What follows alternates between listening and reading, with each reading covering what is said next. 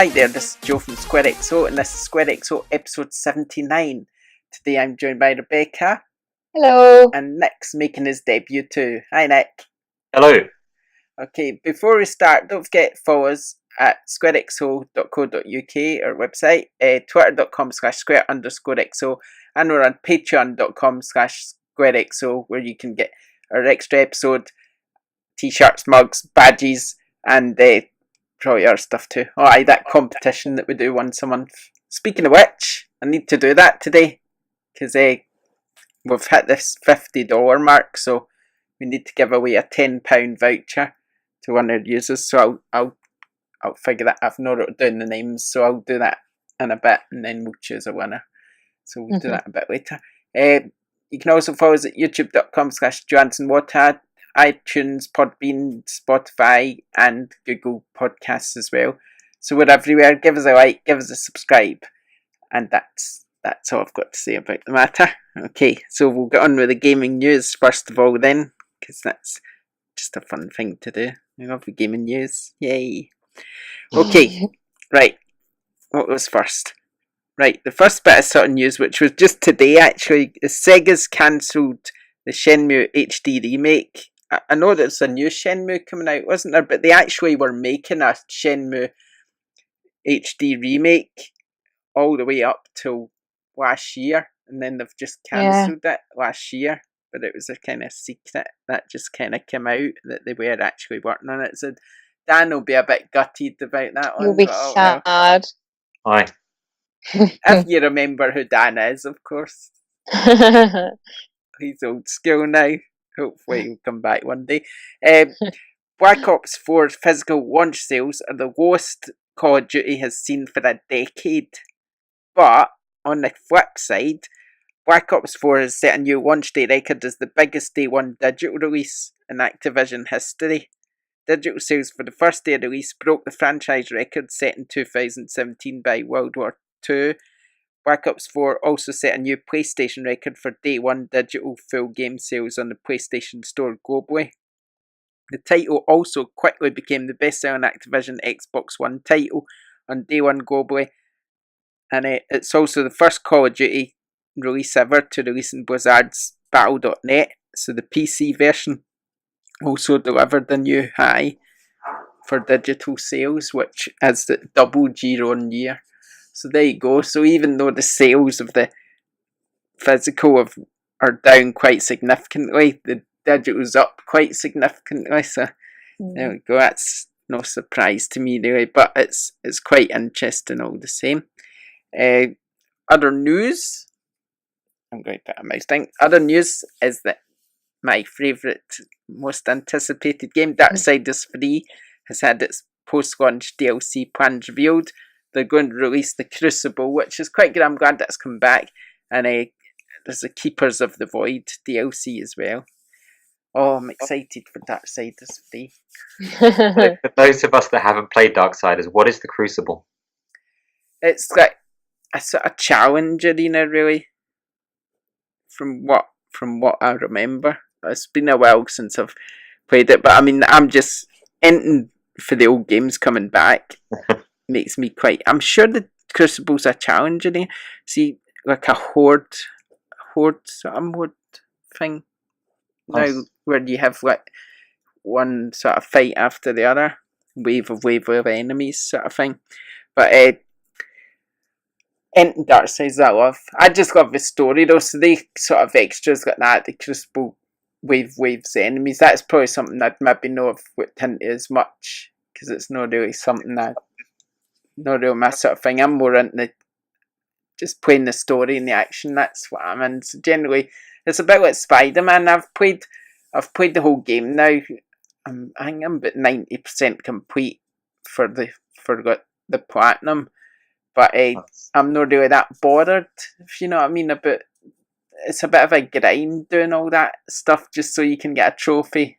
I like starting playing through the whole game, completing story, going, wow, that was brilliant. And then I think with a lot of games, if you start to grind through to get trophies, you begin to resent them a little bit. And I don't want to ruin games by having to grind them. I've got the platinum for Spider-Man. It is a grind. Yeah. So I mean that's what worries me. I don't want to get put off the memory of it and how great I thought it was by sort of just going, oh God, I've got to do this and that still. So yeah, that. But yeah, I'm still wanting platinum it. So I'm just kind of doing it a wee bit at a time. I'm not. I don't need to do it in a month or whatever. I can do it whenever I want. Now that I've completed the game and reviewed it, so I'm quite happy just to play through it and just get it whenever I get it, sort of thing. EA is exploring Command and Conquer remasters for the series' 25th anniversary. I hope they do that for console as well, because generally when they bring out new Command and Conquers or whatever, it's only in PC now, isn't it? Really? Yeah. I mean, when's the last? They were on console, weren't they? Surely, one of them at least.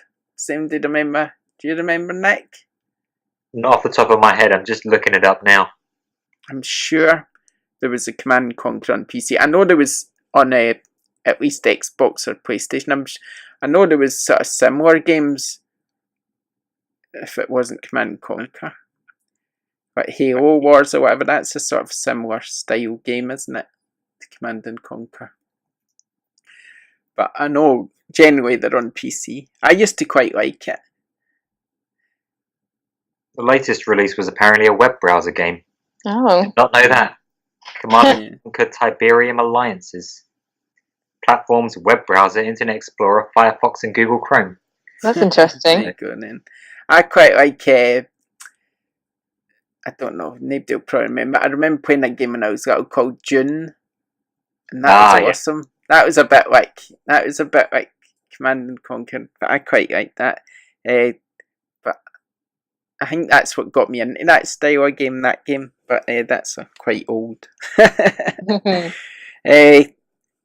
Right, worldwide Assassin's Creed Odyssey launch week sales beat Origins, I think. We may have touched on that last week, but I'm not sure.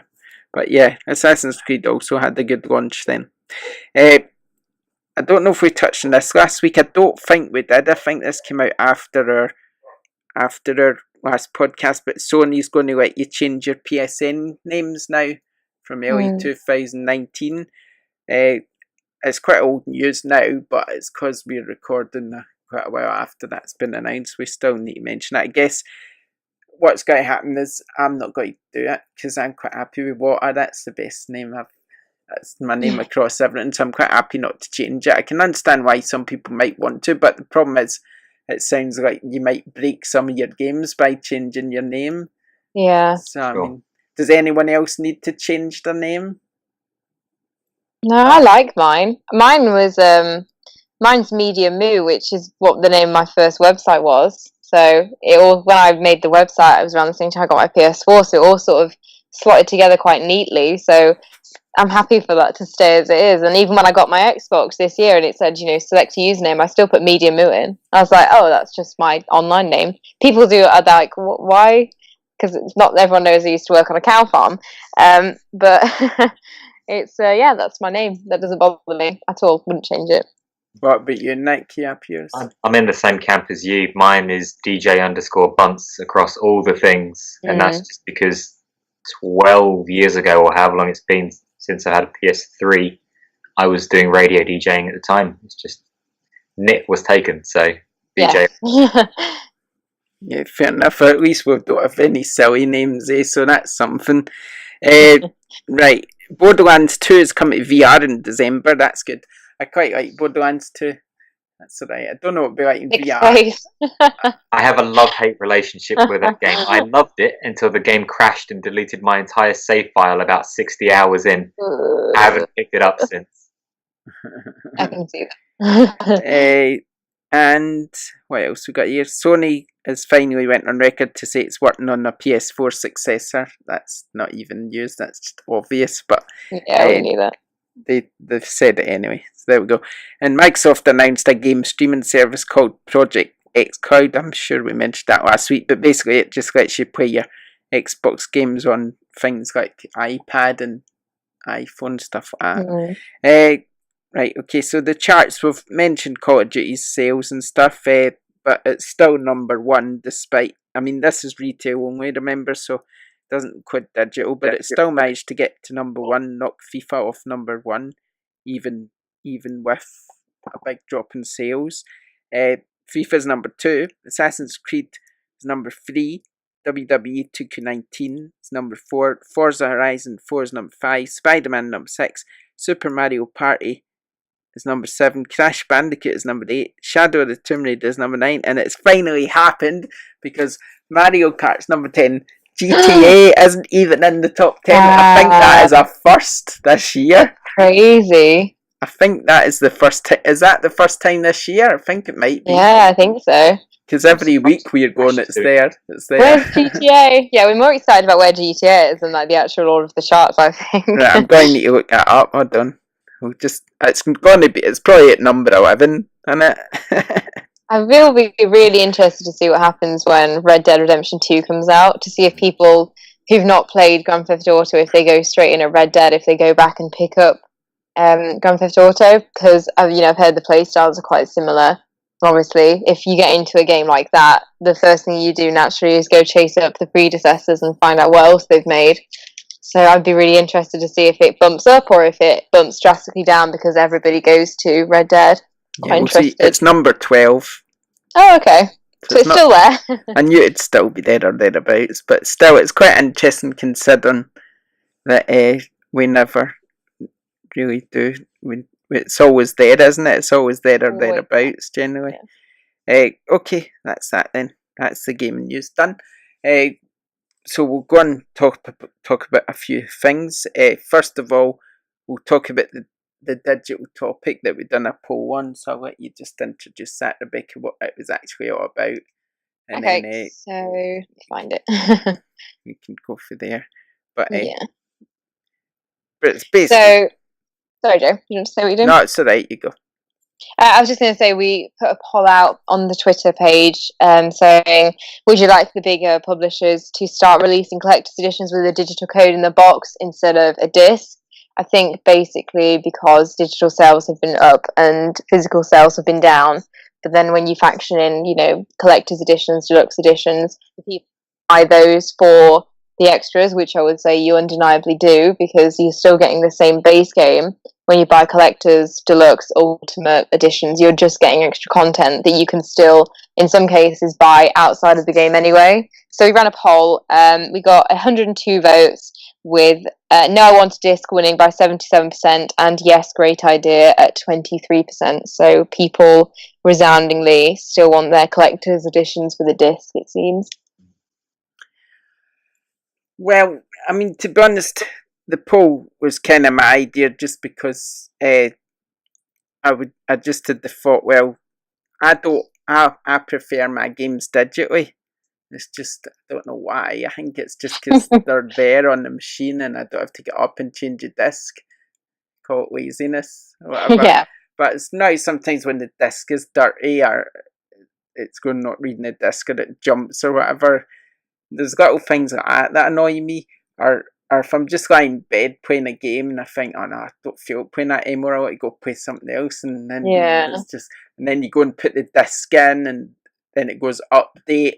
You need an update and it's just getting so frustrating. So I think I quite like it for the convenience for me. That's what I like most about it. And I thought to myself, well, I'm not really, even though I've got quite a lot of boxes, I'm not bothered that they're there. They don't. I mean, they're only taking up space on your shelf, really. I love mine. They're my favourite. Yeah. I'm such a hoarder. I've got loads of rubbish in here, but I do like the collector's edition. So I was just trying to think, what would be the best sort of solution to that then for me?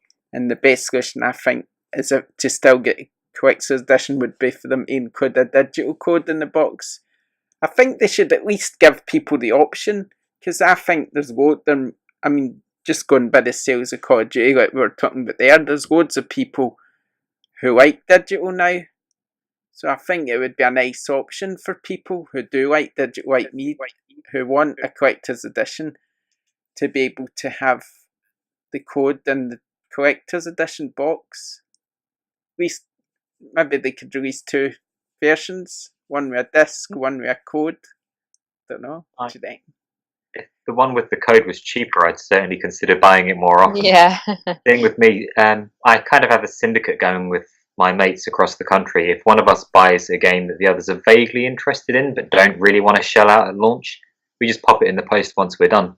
That's cool. Which is why I platinumed Spider-Man so quickly. That's now in Birmingham on my mate's shelf. Crazy. That's a good idea though, because Joey's right in terms of they just take space up. I mean, I'm already running out of room here, and I've got loads of games sitting on my PlayStation and loads of games sitting on my Xbox. I don't know what it is though about physical copies. I just much prefer to have a physical copy, to the extent where I will go out of my way to buy limited edition copies. I think I've got here.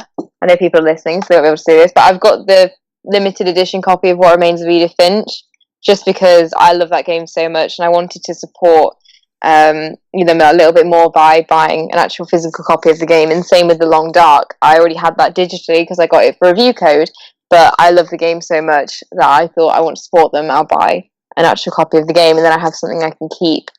Maybe that's what it is for me. Maybe it's just it's a physical copy in my hands. It's my ownership instead of it being a code that's stored on the system. And then, like Nick said, I have a lot of friends who want to play some of my games, and if I have them and I'm not playing them, I can just go, okay, here you go, here's the copy. You borrow that, and I'll have it back when you're done with it. So I think that's why I prefer physical. But I've got into this argument a lot of times, and it's something that I think that I don't think I'd change my mind on.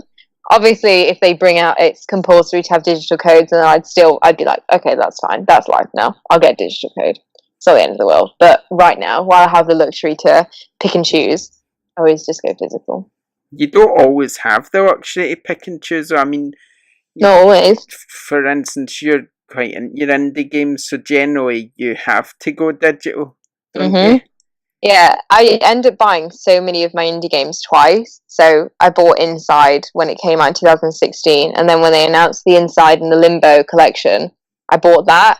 And it's the same with lots of indie games. Even though loads of them I've already 100% completed, I think I'd still want to have an actual physical copy on my desk. I'm a hoarder. I've got like a problem with hoarding things. But yeah, it's interesting because obviously people, I guess looking at the news too, and recent sales of digital being so high, they're obviously, there is so many positives to having a digital copy. It's on your console all the time. You don't have to leave the house to go and buy it. You don't have to go to a shop. It's just there. You get it bang on at midnight. You don't have to go out, pick it up, take it home, wait for it to install. So yeah, I can see the argument. I think I'm just very rooted in my stance though. Do you think maybe, I know you are a younger person than me at least, but do you think maybe younger people would prefer digital to physical? I think most people I know play digital. Yeah, most people I know, like who are my age, just because of the convenience. But then most people who I know, like of my age, they don't have cars, they don't have jobs, so they can't afford to learn to drive. And if a game's there and they have enough money on their bank to go and get it, and they don't have to spend money on public transport or on petrol, and they'll just go and get it then and there. Lots of people, just like you said, they just want it on their console at all times, and that's a valid preference. But then I have lots of people like me who will pretty much refuse to buy something if we know that there's a physical version coming out in the future. I'll say, I'll wait. I'll just wait. Yeah, it's 50-50. I'm trying to think the last time I actually went and bought a game in a brick and mortar store. If really? I'm buying the physical copy, I'll probably buy it online and get it shipped to me, even if I have to wait a bit longer than the digital download, just because I know I can give it to my brother or my mates or whoever, really. So our second topic is something that Sean has said to us. He has said, is the games industry really the dream job we believe it to be, or is the mishandling of staff, unreliable job security, stress of a long committed hours, and lack of loyalty in return really fair? Has the time come for people to say won't accept this behaviour anymore? And that is No Fate on Twitter, and his handle is Sean1Neo. I think that with the current stuff that's going on with Red Dead, and obviously the employers there have been working hours a week just to try and get Red Dead finished, I can kind of see his point. I think that it's probably a business and a community where there's a lot of rise and fall You'll be employed to work on a really big project, and then you'll do lots of work for it. You'll push it. You'll see it out in the world, and then all of a sudden that work commitment must fall away slowly as it becomes your product is out there. You don't need to do as much work on it anymore. And then obviously as well, looking into the situation that happened at Telltale, where lots and lots of people lost their jobs, lots of people were told they had 30 minutes to leave, there was no severance pay. You think you work for a company, you'd like to think that you have some sort of well treatment by them, and then to be laid off just like that with so little warning must be a little bit of a stab in the back. So I think it's probably 50-50. I imagine it's really nice to work on something and then see it out in the world, but at the same time it must be a lot of hard work, and you must spend a lot of time flitting between projects, and some projects you'll be needed on a lot more than other projects. And I imagine if you're freelance, then you'll spend a lot of time working between different groups, and then as that project gets released, you'll back down a bit, maybe your workload and your pay will slowly cut off, and then you'll find something else, and it will be the same cycle. So I don't have any experience in it myself, other than journalism, but I imagine it's pretty 50-50. So you must be, if you're doing something you love, then it's always going to be at least so much positive, but I imagine it's hard. I don't think it's easy. Yeah, I find that when I was working Shop 2 and I was doing E3, I definitely worked 100-hour weeks. And I wouldn't necessarily even get paid for it. Yeah. I mean, sometimes they paid me overtime, but sometimes I'd forget to ask or whatever, because I'd just be doing it because it's E3 and I'm going, oh man, that's exciting. I'm writing the news, and although they'll probably all get paid for it, and I think you kind of know what you're getting into when you do that sort of thing. I mean, I don't like working in offices. I hate it. I like to work from home. I've always enjoyed that. It's not that I don't like spend time people. I love spend time people. I'll gab on. That's probably why I'm not very good in an office, because I'll just never shut up. And everybody's got, oh bloody hell, is he going to let us get some work done? I remember this first day I started, because I've worked in quite a few offices, and I remember when I started in, and it was so quiet in there, and they didn't know what had hit them, man. I don't think I shut up for the entire day, and this poor girl and bloke on the same desk as me are just kind of looking at me as if to say, do you ever shut up? Bloody hell. And they'll get used to me eventually. I'd take a bit of getting used to me. But okay. Yeah, but I think that's what it is. I like offices for the people, but I just don't enjoy working in them. So, to work 100-hour week in an office would be like my worst nightmare. So, I mean, if I was to get a job working in games, I'd probably prefer a smaller company where there's probably not going to be a crunch. Yeah. Whereas these people, they've chose to work at EA, Rockstar, whatever, and you need to do it. If a game with say a game with Red Dead Redemption 2, for instance, they've marketed, the marketing for that must cost an absolute fortune. It must be into the tens of millions. So imagine you never hit your release date, how much money they'd lose, and then imagine all those people that would lose their job. So your catch-22, you could lose your job if you don't hit it. You might end up losing your job if the game fails. So I mean, there's so many sort of different aspects that could go wrong or whatever, but the main thing is you hit that, you get paid, and you hit that release date. If you do that, you'll be alright, probably, but you know what you're getting into. I know people moan about it or whatever, but it's part of the job. Imagine being an actor and being away from home for 3 years because you need to make a movie and you don't get to see your family for 3 years. That's your choice. You're getting in to do that. It's just there's certainly going to be plenty of perks to being a game developer and working in a big Rockstar game as well. I mean, having that in your CV is going to get you far, probably. So I mean, you just need to balance out whether you want to do it or not. It's just the way it is. I think it's just. I think it's certainly. Sorry, next. The way it is in Western countries, sure, we've got a far more disposable view of work. It's fairly normal here in England, certainly. You work for a company for a year or two, then hop on to the next one, get another job elsewhere, work your way up the ladder. countries like Japan, where you effectively marry into the company, that's unheard of. You don't change your company, you don't change your career. So Japanese developers, I wonder if they have the same sort of thing where at the end of a development cycle they say, okay, we know you loved working on this game, but we don't have a use for you at the moment. Sorry, off you hop. Yeah. I think it might just be a British, American, Canadian, French, whatever, a Western kind of issue.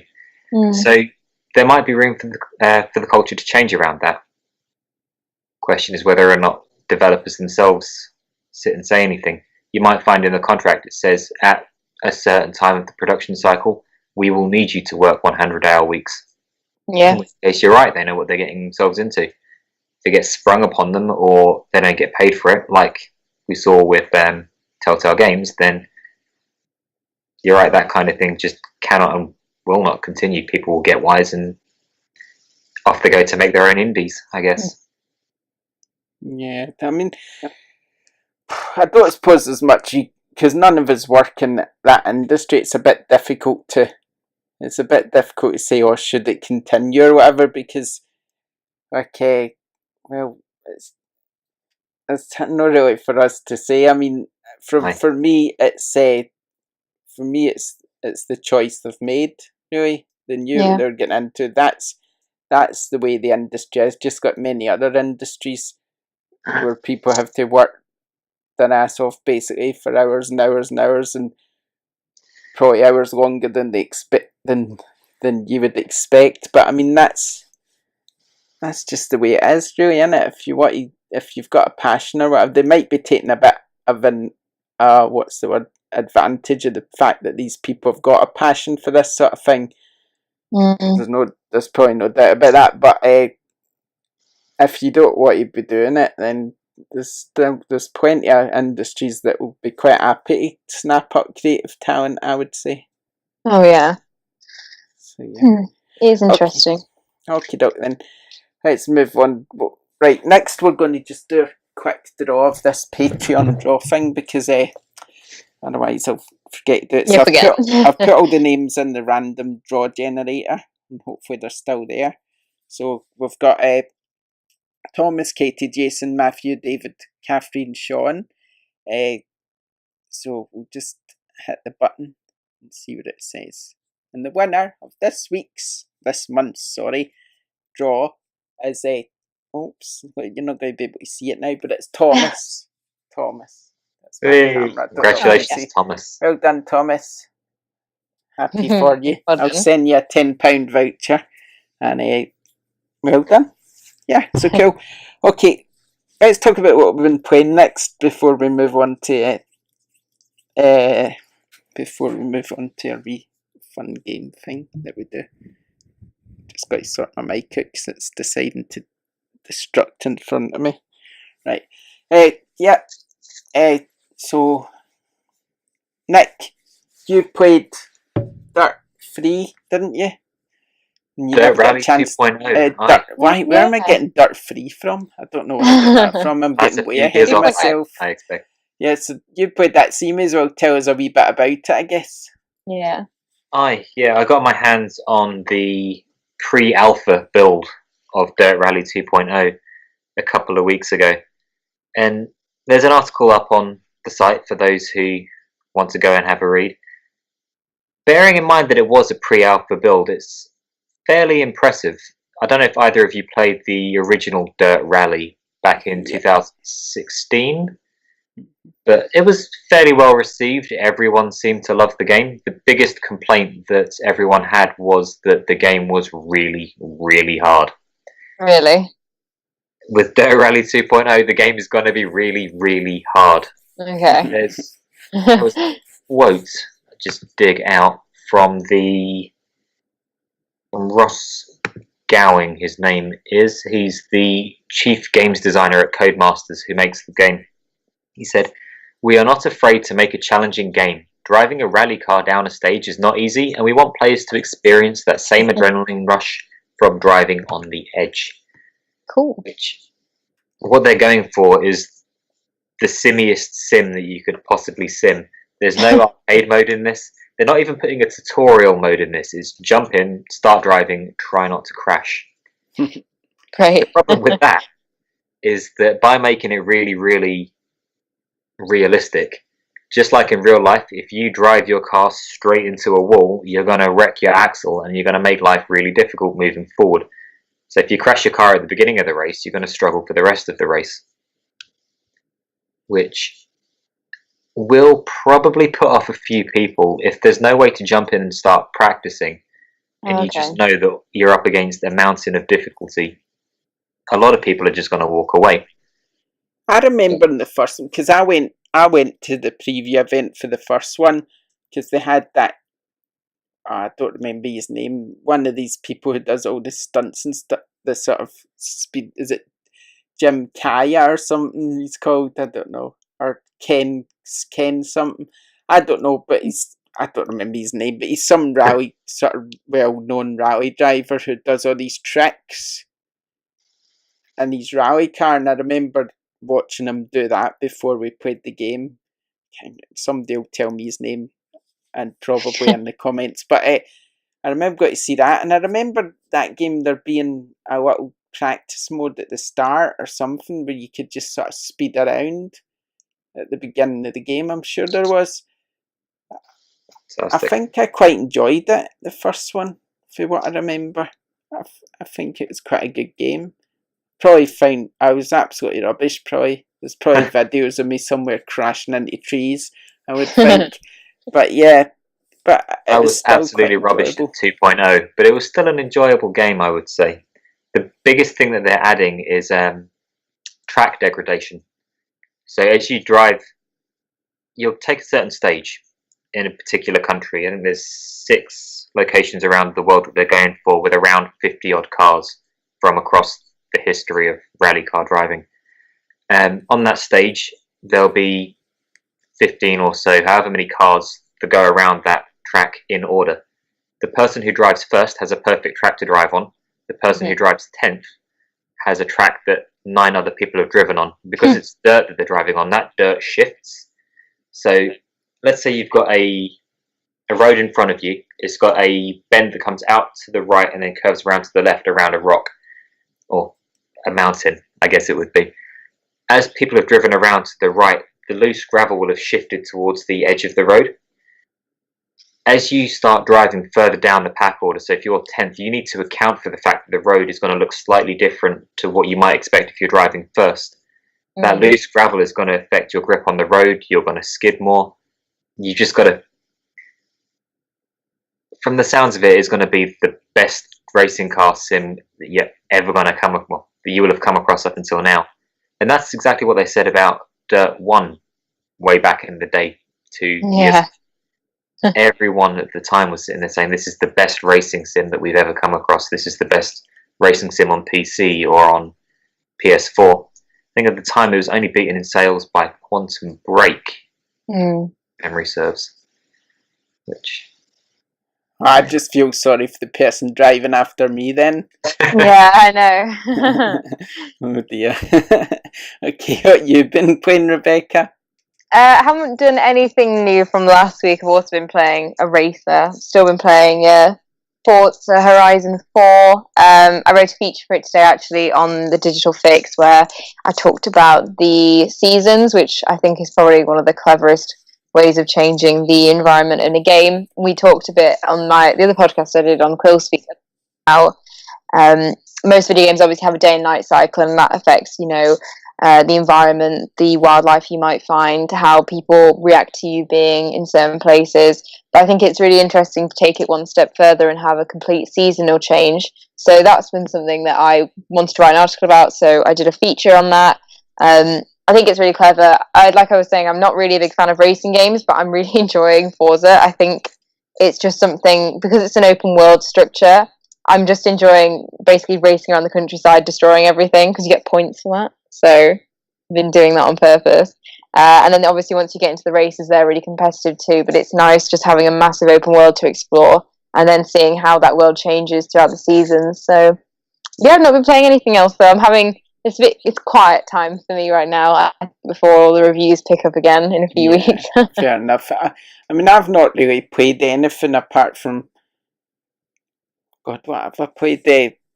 I had a wee go at Spider-Man. I remember playing that. I think it's just been one of those weeks where it's been really, really busy and you've just no time to do it. So I think Spider-Man's about it. But the Forza games, I do like the Forza games. I've not played it yet. I was quite tempted to get Game Pass, but I've played them all. I've played the Forza 1, 2, 3, and I really, really like them. They're just one of those sort of mindless games. Yeah, you they don't are. really have to do much. I like games like that sometimes when you're just playing and you forget you're playing almost. Exactly. I like that.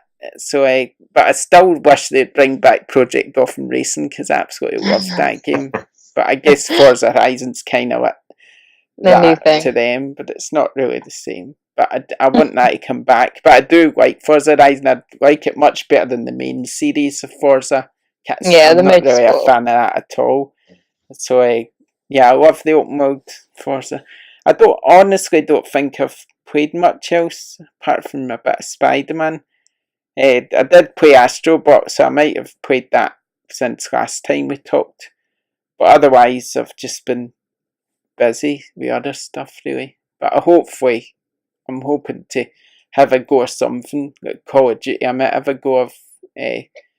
I don't really like shooters, but there's something about Call of Duty I quite like. I think it's the fact that I can get a kill in it now and again. Because I'm terrible at shooters, but in that one I can occasionally get at least one kill, and it's like, yes, got one. So yeah, I might have a go at that at some point. Assassin's Creed, I'm quite tempted to have a go at as well, since everybody's talking about it. But these are all ones that I might just catch up on later, if you know what I mean. Yeah. Yeah. But I don't know. Other than that, it's been pretty quiet. Okie doke. Time to move on again. Right. Let's play a wee game. Nick's never played before, so he'll enjoy this. I play along when I'm listening on the... Oh, do you actually? I'm glad to hear that. Again, it's another quiet week. It's just Call of Duty. It's Call of Duty and Red Dead. It's just stopping people from releasing games. I had somebody contact me today about a game that's coming out this week. It's actually the first one, and they wanted us to do a review for it, but not give it a score. So look into that. What you will? I told them no, we don't do that. So yeah, when you're scoring this, just remember that. What does that mean? Give them a review and not a score? Because they thought it would be unfair with all the other big 8 AAA titles coming out this week. That's not how real people review. No.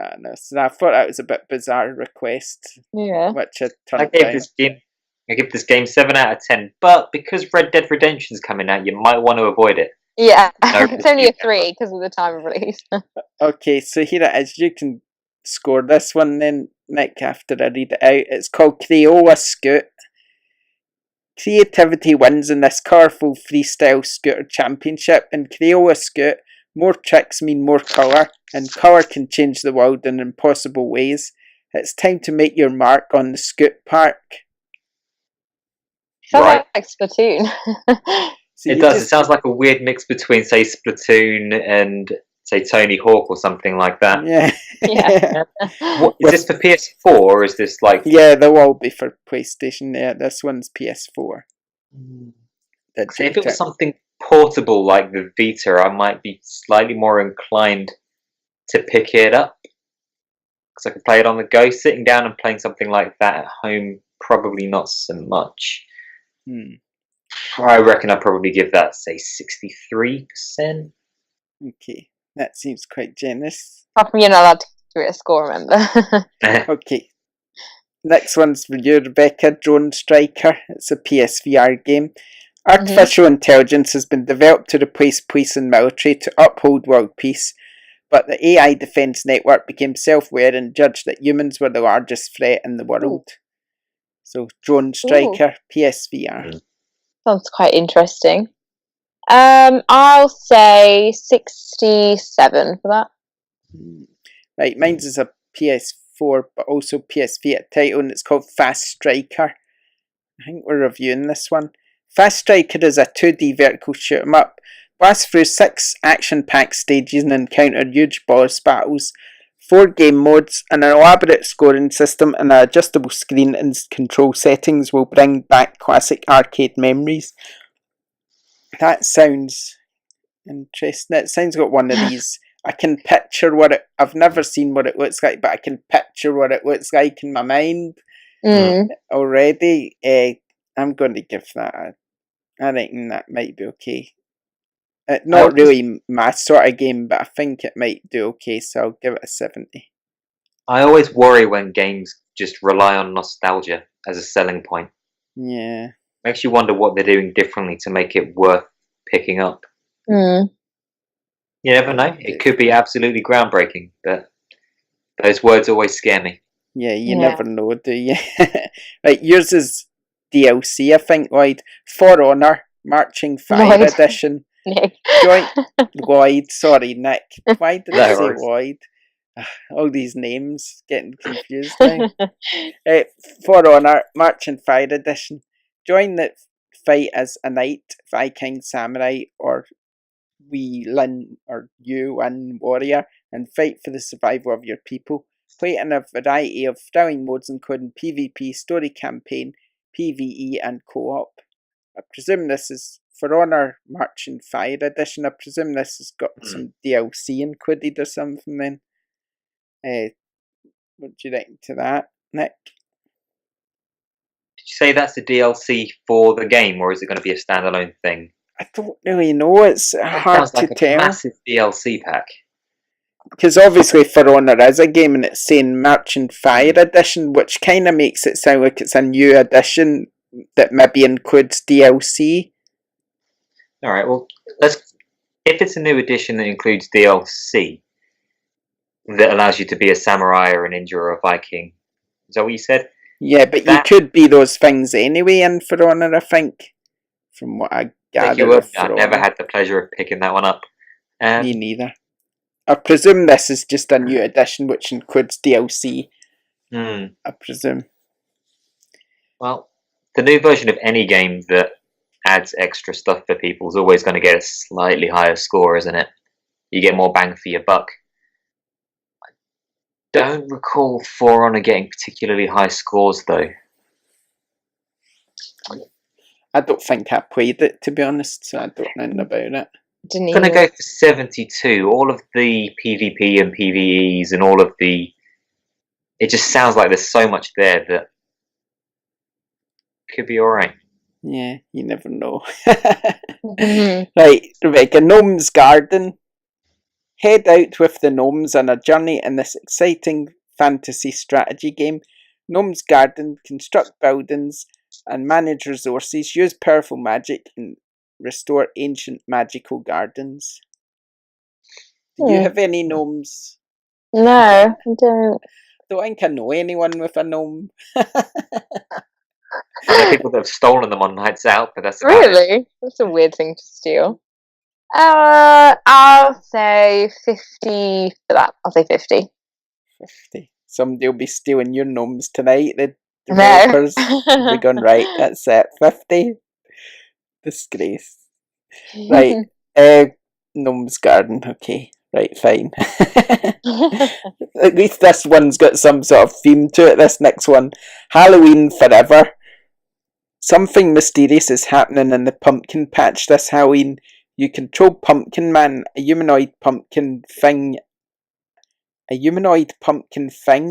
animated by occult forces on a quest to discover why things are so creepy, and you vomit candy. Amazing. That sounds friggin' weird. sounds amazing. So funny. It's like a 2D sort of pixelated adventure when you vomit candy, right? You vomit candy. And he's a pumpkin thing, a humanoid pumpkin thing. So they don't even know what he is. He's just some sort of creepy thing that vomits candy. Okay, I'll give that a 50, I think, because it just sounds a bit too weird. Okay, it's next turn again. You've got one called Heavy Fire Red Shadow. In Heavy Fire Red Shadow, tension between a bold North Korea, which has managed to unify with South Korea entirely on its terms, and the United States has gone beyond breaking point. Ooh, that sounds a bit tense. Hmm. What do you reckon, Nick? Korea versus the US. Korea No out versus war. Any ideas what type of game that is? With the title, it kind of made me think. Heavy Fire Generic. Red Shadow. It kind of looks like it's definitely a shooter game. Whether it's third or first person, I really don't know. It's a digital title though. I'm trying to think if there's any Korea versus the US games that have come out recently. It's often China or somewhere else in that region. That one sounds like it could be slightly more unique. I'd be interested in picking it up, I guess. So let's go with. It See, when looks you like first it's a gave me the- first-person shooter. I'm just looking at some screenshots. It's a first-person shooter, I think. Maybe not. No, it is. It's a first-person shooter. Fair enough. I was thinking flight sim based on the title alone. Let's go with 65. Yeah, I think that's a fair enough guess. Maybe. There's no reviews yet. I'm just looking at Metacritic, but there's nothing there for it yet. So even though it's out soon, so there we go. 65 is probably fair. Rebecca, the Jackbox Party Pack 5. I've no idea what this is. It's the biggest party pack yet, with 5 party-saving games, including the return of the classic pop culture trivia mashup, You Don't Know Jack. Use phones or tablets as controllers and play with up to 8 players, plus an audience of up to 10,000. I don't know. Party games seem to go down quite well. I'll say 65 for that. Okay, this is the last one I'm going to read out a description for, and then we're just going by the titles after this. Right. Lego's DC supervillains. It's good to be bad. Players will create and play as an all-new supervillain throughout the game, unleashing mischievous antics and wreaking havoc in an action-packed story. I'm going to give that an 80. That sounds fun. Looks fun, yeah. That's exactly what I would go for. Lego games are fantastic. Okay. Right, the next one's just the titles, so you just need to guess what they are from the titles. Nick, it's NBA 2K Playgrounds 2. 50. Rebecca, Overlord. Overlord, that's it. Yeah, that's what you're Great. getting. I'll go 67 then. Not a clue. It's a sort of robot shooter, by the way, an Ultimate okay. Gravity or something. Palm Reading Premium, I'm going to give that a 1. A 1 out of 100? Yeah. Yeah, just that's how much it appeals to me. Right, I can't even say this next one. Phobos Vector Prime, the first ring. Phobos Vector Prime, the first ring. That sounds like a space shooter kind of thing. Third person frenzied action shooter. Yeah. It does friendly action shooter. It does look spacey to me, but it says frenzied first person shooter. Frenzied. 47. Right. Rebecca, Pipe. Oh, I think this is the BMX one, isn't it? I'll say 55 for that. Right, okay, next is Resonance of Fate 4K HD edition. I think we've reviewed this before. I think we've reviewed it already. I think we gave it a decent-ish score. I'll go for a 70 or something then. I don't remember what score we gave it. Riot Civil Unrest. Nick. 73. Right, and it's a riot simulator. That sounds a bit different, doesn't it? It does indeed. Sinner, Sacrifice for Redemption. Or, Rebecca, you asked me about that one earlier. I want this one, yeah. I met these guys at EG Express, and it's sort of like a Bloodborne Souls-esque type thing. I think it looks really good. Is it my turn to score? Mm-hmm. I'll say, I'm going to be optimistic and hope this is really good. I'll say 80. 80, fair enough. Right, mine's a Soul Calibur VI5. Soul Calibur 5, that's a sort of... Soul Calibur's like a sort of Street Fighter game, isn't it? Yeah, sort of. Yeah. It's got Geralt in from The Witcher, this one. Ah. So it's kind of like my idea I told you about ages ago, is it? Yeah, it Is it kind of like that? Yeah. But not as good as my idea. It's just a fighter, isn't it? Just a fighter, yeah. Yeah.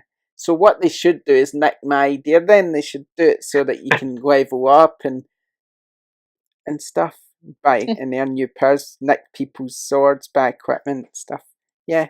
Okay. Did I give that a score? I'll give it an 8 then, since Gerald's in it. That's the only reason I'm giving it an 8. Okay, next, Starlink Battle for Atlas. This is the one with the sort of plastic toys. Don't know if you've seen it, from Ubisoft. Yeah, that rings a bell. Toys for Games, or Toys to Games, or whatever you call it. Yeah. Vaguely remember hearing something about this back, I think it was E3, and it struck me as kind of gimmicky. I've never been a huge fan of the whole toy tie-in thing, because it just seems like an extra way of trying to rinse money from the consumers. So based on that alone, well, that and the title, obviously, and 42. Okay. Right, whose turn is it now? Rebecca. The Hunter Call of the Wild edition, 2019 edition. The Hunter Call of the Wild. I'll say 60 for that. Yeah, it sounds like you need a Wii to me. Call of the Wild. Call of the Wild, yeah. Need a Wii. It's weird. It's a hunting simulator, isn't it? He's going to hunt for a bear and he goes, oh no, I need a Wii. That's what the game's about. Trying not to get hit, trying not to get scratched with a bear while you find somewhere to go for a Wii. Okay, Warriors Orochi 4. This is one of these Japanese Dynasty Warrior style games. Not for me, really. So if I personally scored that, I'd probably be like 30 or something. But it'll probably get higher than that. So we'll see. 70. Okay, that's it. I couldn't read out any more descriptions. There's a lot. I read so many, and then I thought, right, I think that'll do. So many. I think we don't want to read out too many of them. I'll throw my iPad away now. Okay, so we've done our draw, talked news, talked topics, played a wee game. I think we're just about finished then, aren't we? Before we go, don't forget to follow us at squarexo.co.uk, twitter.com/square_xo, patreon.com/squarexo, and Podbean, iTunes, YouTube, Spotify. Give us likes, subscribe, and all that malarkey. Don't forget also to enter a competition, #SQXO October, where you can share screenshots and win, hopefully. The best one will get a nice canvas and a cool PlayStation bottle opener, which is really heavy. Can you see that thing I got behind me? Oh, yeah. My arms broke. I got this cool sort of... It lights up, it's really cool. Yeah, I've seen those, they're cool. It was only £15 from Monster Shop. They're normally a lot more than that. But I think Nicole has one as well. I could resist it at 15 quid. I'd done a video, by the way, as well, of Monster Shop's mystery box at £15. I thought I wasn't like sponsored or anything. I know they do a lot of stuff with us, but I just bought that one off Montbank and just done a video just showing what was in it. I thought it might be quite good for stocking fillers or whatever for Christmas for the kids. It's a great idea. I'm totally stealing that. Yeah, it is quite good because the kids say like their gaming stuff, and you get some quite good stuff in it. Oh, I got a nice spiral keyring in it that Nicole would like a bit. Yeah, she'd be after that one, I reckon. But yeah, so. Yeah, I think that's it. I don't know if you've got anything else, MD got anything else they want to talk about or say? Well, I think we're good. Okay, then. Right, episode 80 next week. That's a nice round number, isn't it? Okay, until then, we'll see you next time. Bye. Cheers. Bye.